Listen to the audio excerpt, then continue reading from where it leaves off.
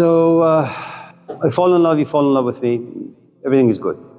Then little by little you come to realize or see the wrinkles in the relationship. And men, I think by their just very nature, just stupid little animals. And only God knows when they're mature up.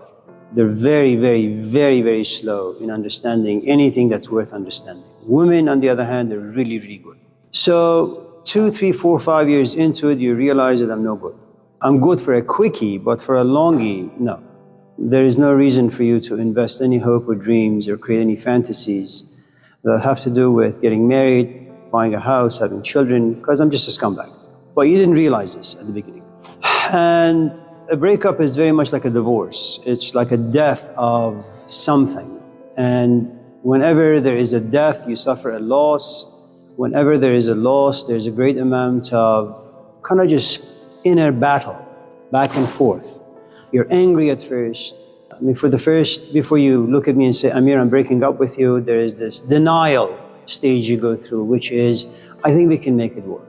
Yeah, he's, a piece of this, piece of that, but I think we can make it work. Even though deep down you know that there is no chance. But that's what we do initially, we deny. And there comes a point where denying just is too difficult. You just can't deny it anymore. I am an alcoholic, that's just the way things are. And then you slowly become angry because you can't fix me, and you're angry at yourself because you can't just pack up your stuff and walk out. And even when once in a while you do walk out, you realize you're haunted by the memories, by the history, by the emotional attachments, all those things. So you go through the anger process. First you deny that no, you can fix it. Then you realize it's not fixable, and you're throwing away 5 years of your life, so you become really, really angry. And then there comes a point where you realize, and these are stages that you have to go through. The 5 stages of grief given to us by Elizabeth Kubler-Ross, really you can apply these 5 steps to anything in life. Where you're attached, you come to realize you make a mistake, you've made a mistake, and getting out is going to be very difficult. It's kind of like Al Pacino in Godfather 3. Every time you want to get out, you get pulled back in.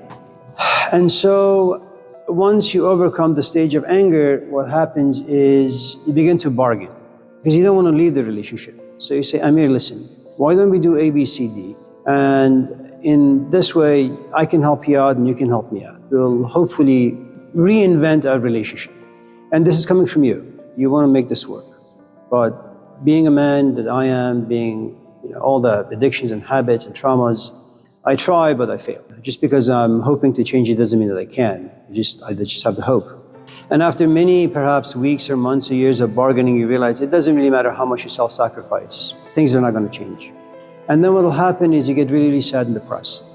You've tried, you failed, you've tried, you failed, you tried, you failed. And after a while you realize, you know what, I'm just so tired. And whenever there is a loss, you find yourself all alone, because no one can understand you. No one can be in your skin. You have to go through this all by yourself.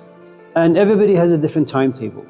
And no one knows. I mean, you can't, just because your sister went through a divorce and got over it after 2 months, it doesn't mean that's going to be true for you. Yours may take 20 years. And if you don't really understand those things, you begin to become very envious of your sister. You begin to resent your sister for having processed the experience so quickly, but you're still stuck. You become angry at your sister, and then your relationship, not only with your sister, will go away, but maybe even your parents, because now you have anger issues. So again, the timetable for everybody is different. At a certain point, maybe 2, 3 years, maybe 2 months, maybe 2 weeks, maybe 2 days, maybe 2 minutes, who the hell knows? You open your eyes and you say, you know what? I accept my life for what it is. You accept the fact that you were young, that you found a lousy guy, Amir Sabzavari, that you invested all these emotions, it didn't pan out well, you tried, you failed, you tried, you failed. 5, 10, 15, 20 years of your life passed by in complete waste, and now you're 37. So what happens is, when you entered into this relationship with me, you created all these images, all these fantasies. That's your cave. All the hopes and the dreams that you injected in this relationship are the shadows that you worship. And this could be with anything. It could be a religious cave, it could be a political cave, it could be a social activist cave, it could be an education. It doesn't really matter. So a cave is whatever you and I get ourselves involved with, and we become emotionally attached, and we invest and we create all these fantasies about ourselves. You did the same thing in our relationship. Now here's the thing about life. Life will eventually give you a couple of really good smacks and pushes you out of this cave as you were pushed out of this relationship. You denied the fact that I'm a lousy man. For a long time you denied that you have no power to change me. You imagined that you could. And you also were under the illusion that just because I tell you I can change, that I really can change. You didn't really understand how change comes about and how difficult it is. You went through the anger stage. You went through the bargaining stage. I'll cook you better food if you stop drinking. We will have more sex if you start reading the Bible. All the things that you didn't pan out well. Then you went through the bouts of depression. And it's sad. And it's tough. And in this culture, no doubt you'll be medicated. And then you were very, very lucky because you saw the light. And the light is you accepted. You came to realize that you were young and stupid. You came to realize I was young and stupid and profoundly immature with lots of issues. And you understood. I mean, that's what acceptance is. You begin to understand certain core things about yourself and about me and about relationships in general. Your best friend comes to you one day. It's not your best friend. Let's just say she's your daughter. And she says, Mom, I met someone at Laney. You've been 20. And at this stage where you are, which is a place of acceptance, you know exactly how her future is going to be. You don't need to be a fortune teller. You've gone through it. You've come to realize that men at the age of 20, all the way from 10 till about 50, they're just stupid. And you're not saying it as a bumper sticker. You just understand that men grow very, very, very, very slow. And they're deficient in many areas of life. That relationships are on ground, hands-on. So you sit down very much like the prisoner going back into the cave. And you're trying to inject yourself into her psyche. I love you. Let me tell you a story.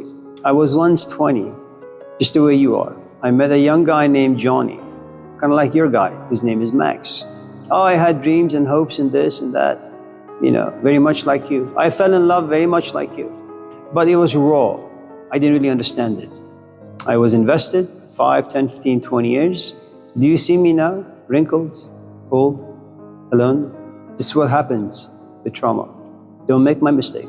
Now, do you think she's going to listen to you? Of course not. That's the allegory of the cave. And all of us in this class have that. There is no one in this room who has not been a prisoner of something, who has not been slapped. And being slapped, you wake up, you begin to see. You don't like to see, but you see nevertheless. Hopefully you go through the process of recovery, and then you find someone very close to you making the same mistakes. And then you try to go down to where they are, to tell them a little bit about your experience. And your experience is not just yours. You have an epical experience. It's universal. Whenever you go out with anyone under the age of 40 as a man, it's going to go down in flames. It's just no good. Relationships are complicated. You need to think well. You need to have the basic needs of life, and they need to be secure.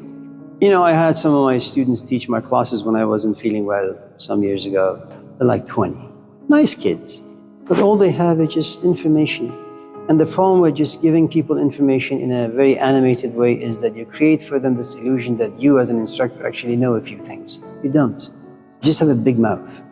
You've stored a lot of information in your head. And what happens is, as you speak and as someone listens and they happen to be in a receiving mode, they will take that information home. And that information will turn their life upside down. And they come to you saying, oh, you have inspired me, but also ruined me. As a young instructor, you say, well, I'm like Plato. I went into the cave, rescued someone. No. So what you have in the case of the allegory of the cave, you don't have someone who just goes to school, reads books, and gets his dissertation passed, or reads the Bible and says, I'm a Christian. Now, these are just fucked up human beings. What you have in allegory of the cave is a man who's born in it, or a person who's born in it, becomes really, really attached, invested in all that the cave has to offer, creates fantasies of all sorts. But there comes a point of discontent, unhappiness, skepticism. We don't know how it happens or why it happens. Some life events, and there are also some psychic tensions. There are also like a Socrates walking into your life. There are all sorts of ways that your life can be turned upside down, where you begin to doubt And there is this push and pull, it's like, I love you, but I also hate you. I say, get out of my life, and you do. And 10 minutes later, I say, can you please come back?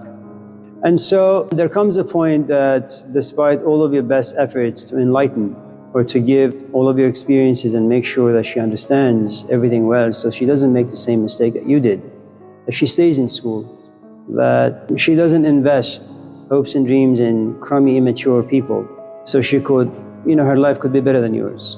The truth is, eventually she's going to push you out the door and she's going to say, Mom, you don't really understand what love is, do you? And very much like Plato's Allegory of Decay, what you encounter is your own daughter who loves you very much. If she had the power to crucify you, she would. But the way she crucifies you is by simply asking you, at first kindly, then she screams, just get the hell out of my room. That's what we did. Whenever you understand anything in life, and if there is anyone out there you care for, you try to give them your understanding, only to realize you're going to fail.